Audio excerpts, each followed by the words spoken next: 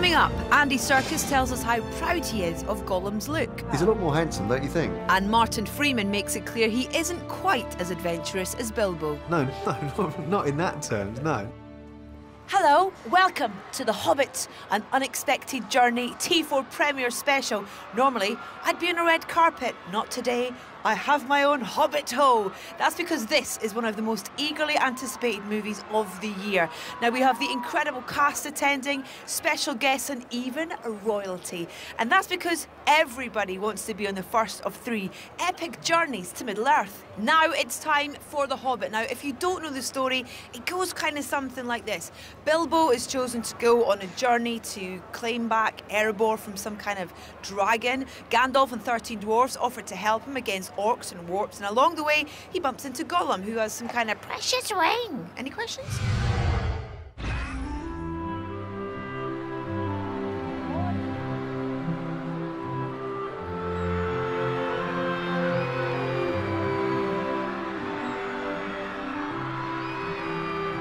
It's the man of the moment. You might have seen his face around Leicester Square just briefly. It's Martin Freeman, his lovely wife Amanda. How are you both? Yeah, very well. Used to this kind of stepping out of the car and it being like a gazillion people? No, not quite. It takes a little bit of getting used to. It's amazing. It's I've never known a reception like it. Sylvester, great to see you. What goes through your mind when you kind of step out the car to this reception for this film that you're part of? You know, kind of joyful madness. Now, am I right in thinking that Peter Jackson said that you're the closest person he's ever met to a Hobbit? I mean, given that he loves Hobbits, I think that's a compliment. Sorry, Ian. I mean, Hello. you've done this before. It's always thrilling. I mean, it's a great encouragement when you're making these films to know that there's a really excitable audience waiting for whatever you come up with. I was very excited when Peter decided to weave Galadriel back into the story. Yes, there was a lot of affection between Kate Blanchett and me, and it comes out on the screen between Galadriel and Gandalf. People are wondering if they're having an affair. Well, my lips are sealed. They're so full of passion, these fans, you know, they are so devoted, and over the years it's just, you know, it's sort of built and built. I mean, they've been so hungry for these films. It's Tolkien, it's a different tone to The Lord of the Rings. I love the fact that it was written more as a children's tale, and it gave us a chance to have a little bit more comedy than The Lord of the Rings. Hello, world. Hello, universe. Hello, everyone. It's Gollum. And Smeagol. Yes, and Smeagol. Goodbye.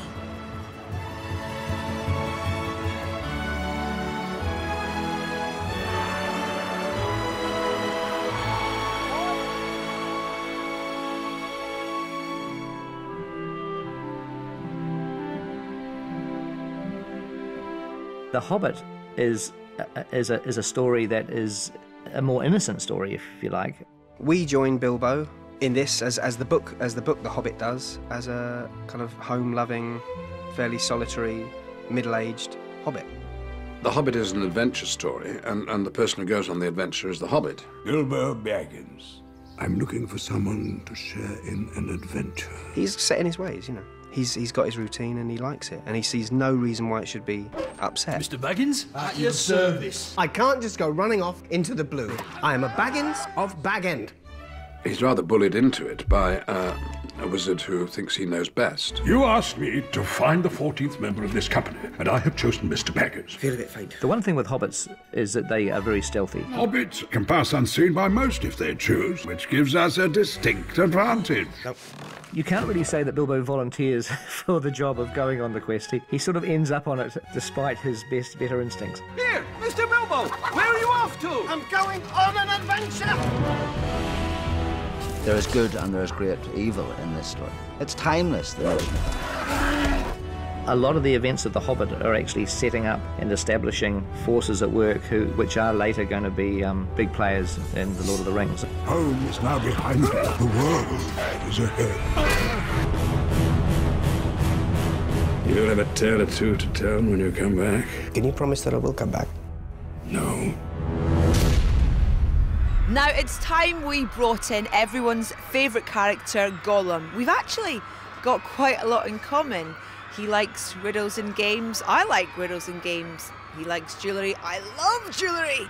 He likes to talk to the voices in his head and viewing people that he meets with murderous intent. That is where the similarities end. Why don't we have a game of riddles? And if it loses, What then? If Baggins loses, we eats it whole.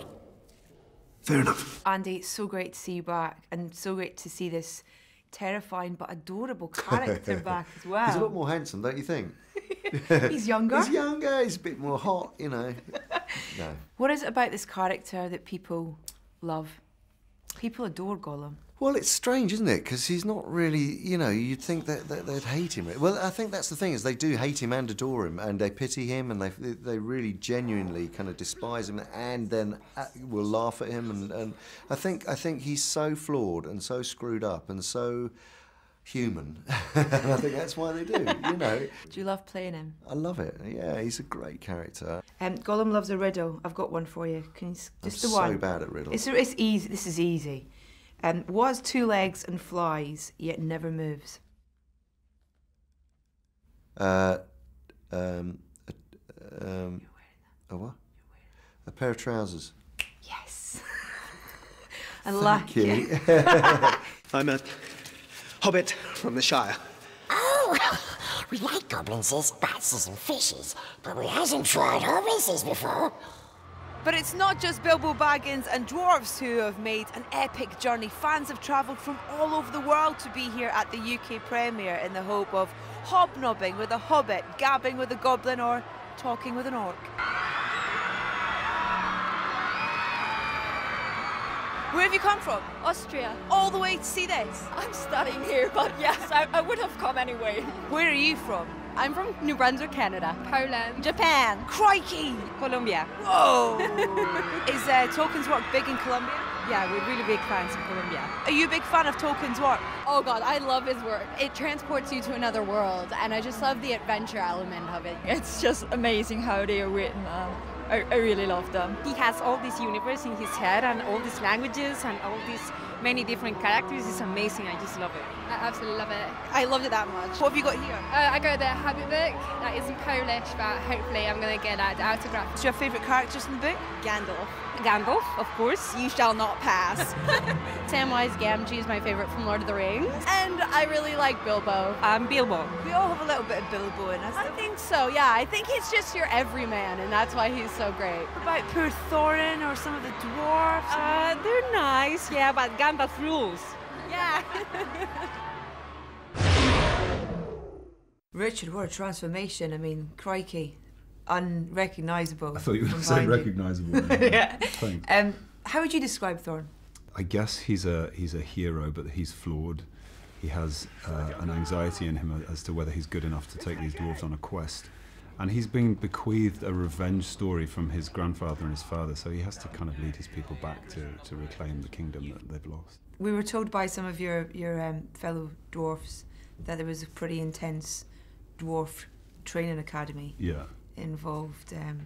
Boot camp. Yeah. Yes, and we wore boots, and Martin Freeman described it as being quite camp. So yes, he hit the nail on the head. But Terry Notary, he always described the dwarves as having balls of stone.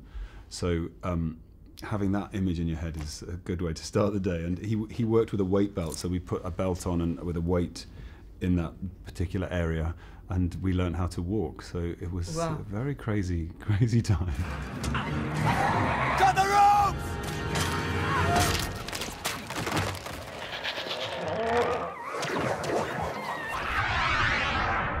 Now, when it comes to wizards, I like mine with big pointy hats, long flowing cloaks, and the biggest beards you can find. Thankfully, Gandalf ticks all my boxes when it comes to wizardly necessities.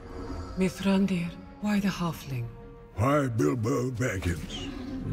Perhaps it is because I'm afraid. It's great to see you back. Thank you. The cloak with the beard and just running things. Yeah, running. Oh, lots of running. This way, come on, quickly. And a lot of action again in this film. Do you like that side to it? Do you? Well, the action, if it involves Gandalf, involves me running. That's fine. And now we'll do it again, and again, and again, and again. And just one more time. And you're often carrying a heavy sword and a big staff and make sure the hat doesn't fall off. Well, that's fine. But a lot of the running, of course, is not me. There was a Gandalf team. How many? Well, sometimes it seemed as many as 7 or 8 people all pretending, including me, to be Gandalf. When you want to shrink Martin Freeman, there's a tall Gandalf. If you see Gandalf racing off into the distance, galloping on some horse or other, that won't be me. I don't want to fall off a horse. And if there's fighting, it's probably the stunt double, Gandalf. But if you can see my face, then it's me. And if you see me jumping over goblin fences and swinging into the space and doing daring do of that sort, that's not even anybody. No, that's computer generated Gandalf. What in God's name is going on? You are being hunted. Coming up, more Middle-earth mayhem from the premiere.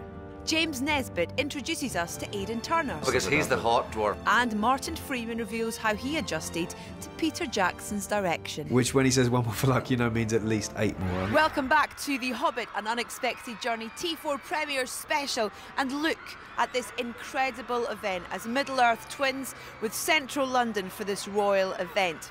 Now, as we've already learned, Middle-earth is part with orcs and wargs and mysterious and slightly sinister characters. Fortunately, the middle of central London is nothing like that until it gets dark, and then you never know what may well be lurking around the corner. Richard, this is Leicester Square, this is the UK premiere. What emotions are you feeling right now in terms of this reception? This is the one I was nervous about because I thought that I might step onto the carpet and start crying. And I had a dream last night that I got lost outside the cinema and I couldn't find my way in. Let's hope that doesn't happen. But it's so great to come to London and bring it home. James Nesbitt, how are you, sir? Good, I'm a wee bit foundered, as we say, where we come from, a bit cold, but no, it's fantastic. I mean, the warmth of the crowd is just beating the cold. I mean, I don't have this outside my house every day. I mean, maybe I should. And nice to see you all looking smart. No, I haven't put on a suit in a long time. I feel amazed. I'm going to do it more often. This is an actual bow tie. If it comes undone, I'll never be able to put it on again. What's great about the dwarfs is that each one has their own individual characteristic. How would you describe your character? I think he sort of idolises Thorin and tries to be brave and courageous like his uncle, you know. I would say Buffer's quite childlike and playful. He's funny and brave. He likes hard work and hard fighting, but he's not a stranger to a glass of wine. Dwalin's characteristics, well, he's kind of like a Hell's Angel with axes, really. To be honest, he's probably more interested in food than the actual journey. If he doesn't eat, he gets a bit grumpy. How many of your fellow dwarfs' names can you remember? Oh, God, I knew you were going to say that. I mean, you're the king, you surely got to remember the dwarfs' names. Well, let me see. Winkloin, Dwalin, Balin, Biffa Boffa Bomber, Philly Killy, Dorin Ori Ori, and Thorin. Amazing. Amazing! If this is some clothead's idea of a joke, I can only say it's in very poor taste. For fans of Tolkien in general, I think it's just going to get people really excited. You can imagine anything in your mind now. You can shut your eyes and imagine anything visually, and you can put that on screen. The trick is that what is an interpretation of Tolkien, I mean, it's always going to be very personal, so I try to make the movie that I'd like to see. I've been asked by so many people about, you know, what it feels like to be back or to have been asked to come back, and it's just it's a total thrill. It's an amazing thing to be able to return to something that was begun 12 years ago. And it still smells of trouble. Everybody that we asked to come back said yes, which was great.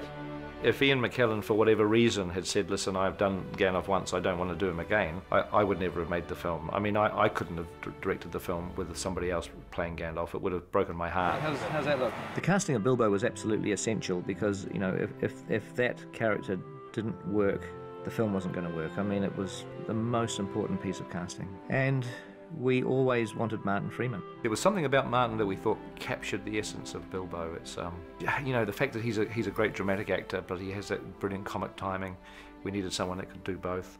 One of the scary things about adapting The Hobbit is the fact there's 13 dwarves is really your, you know, the bulk of your cast. And differentiating those characters was important. What happens when the pub's open when dwarves are around? Each of these dwarves have a role to play in the story. It was very important to us that we were able to give them their own personalities. Don't like green food. Have they got any chips? The visual effects on The Hobbit have certainly advanced a lot in the 10 years since we did The Lord of the Rings. You know, I always had a desire to want to do digital orcs and goblins back in the Lord of the Rings days, but it wasn't practical. We did Gollum as a digital character, and in a way that was, you know, groundbreaking at that time. But the last 10 years, things have advanced so quickly, and we have completely digital characters now all over the place. The misty mountains cold. I think you're going to see things that you've never seen before in film. I think you're going to believe in the characters. I think you'll go through heartache and horror, through wonder and majesty. The sense of awe you had as a child at things, and I think hopefully you will leave with that awe firmly in place. Now, Bilbo sets off with 13 dwarfs. Thorin, Balin, Dwalin, Bifur, Bofur, Killy, Filly. Who is naming these dwarfs? The Beckhams? Bilbo, allow me to introduce Fili, Kili, Oin, Loin, Dwalin, Balin, Bifur, Bofur, Bomber, Nori, Ori, and the leader of our company, Thorin Oakenshield. James Aiden, congratulations on this. Am I right in thinking that there was an element of dwarf boot camp involved in... There was a lot of preparation for this. We had there was movement classes and dialect coaching and singing lessons and sword fighting, horse riding, stunts. You know, and what an incredible luxury to be afforded that. You know, I mean, that's one of the great things with Pete. I mean, he realised that, you know, this wasn't just another job, this was a lifestyle change, and so as the 13 dwarves go on a journey, so 13 actors are going on a journey, so we had a lot of time to kind of prepare for that, which was great. And to bond and stuff, yeah. And I imagine with that there's a lot of on-set kind of jiggery-pokery and fun and taking the mick and all. Well, by the time what was good about that is by the time you get to start filming, you're sort of hitting the ground running, you know, and I mean, some of them you want to embrace, some of them you want to hit. But and our first scene was actually in Bag End, where we're wearing these huge costumes and all that in this tiny little set, so it was challenging but ultimately very rewarding. And quite specific and unique is probably the word I'd use to describe your outfits. Yeah, I mean, I got away with a lot. Some of you were wearing a hat for a long time. Well, because he's the hot dwarf, so he gets to wear very... yeah. I didn't overheat so much. A lot of the guys had to wear these cooling vests under the costume as well and plug themselves into an ice box, and it runs cold water on their body. And the guy that plays my brother, Hunter. Bomber, Stephen Hunter, you know, the huge one, he... That's ridiculous. I mean, he would sweat in a fridge, to tell you the truth, but I know he struggled now. And in that whole process of, you know, how a film like this works, a lot of it green screen and that kind of thing, is, I guess, being in those costumes almost helps create that world around you as well, when a lot of it's not there. Yeah, I know. I don't know if the costumes help so much to create that world, but you kind of just get into it and you get used to it. I mean, when action is called, you kind of just have the other person there, and you kind of just have to look into their eyes and do it. I mean, I don't know if I got distracted so much. I know, but also you'd be surprised we didn't do that much green screen, because there's like 6 or 7 studios there, so they just built the sets constantly. The sets are truly extraordinary, you know. But also we got used to recognising each other as the characters. At the end of the day, because often you would just disappear. So when you saw them like this, you'd think, who's that again? It was more unusual to see them, you know, living ordinary. Hours in makeup then? I was a few now. Well, he was very lucky. 25 minutes. Oh man. Yeah, for the nose, Easy little job prosthetic nose. Unbelievable. Why mess with it? You no, know? I was in there for a while. You were. You know, but you get used to it. You just get up 4 in the morning, you go and you sleep, you wake up. You go into the makeup truck looking like George Clooney, and you come out looking like Beaufort. Now, our Hobbit Bilbo, well, he's a homely, simple kind of guy who really didn't want to go on an unexpected journey in the first place. But if Gandalf's gamble pays off, it'll make him a man, albeit a teeny tiny little man with pointy ears and hairy feet. My name is Bilbo Baggins. Bagginses? What is Bagginses, precious? So we know Bilbo is an old man, and you get the chance to show us him as a young man. How would you describe him in that younger phase? I suppose before he goes on the journey, we join him at a time in his life where he's very comfortable and very set, I guess. You know, he's set in Hobbiton. He's never been outside the Shire. He's book smart, and he's interested in the world via reading about it, but he hasn't been anywhere. He hasn't actually sort of met anyone, really. That's where he really learns about other stuff about himself and other stuff about how the rest of the world works. You know, there's a great line where Gandalf says, "The world's out there, it's not in your books," and that's, you know, and he has to go out there to really find that.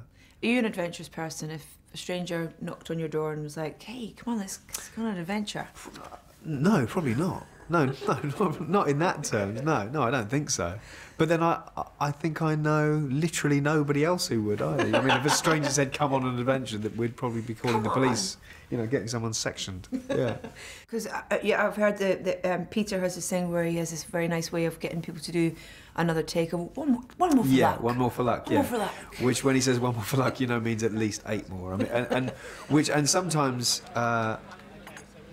you know, usually actually that's quite a grueling thing, because even in a more sort of sedate scene, you're either carrying something or your feet are killing you, or the lights, you know. So it was quite a knackering job, you know. It was a very sort of grueling job in some ways. So when someone says one more for luck, and before you know that that's a lie, you kind of go, oh fine, okay, one more. But then when you kind of like, this is 6 now, you know. So we would occasionally have a little sweepstake on how many more we were going to do, you know what I mean? And it would usually be about 8 or 10.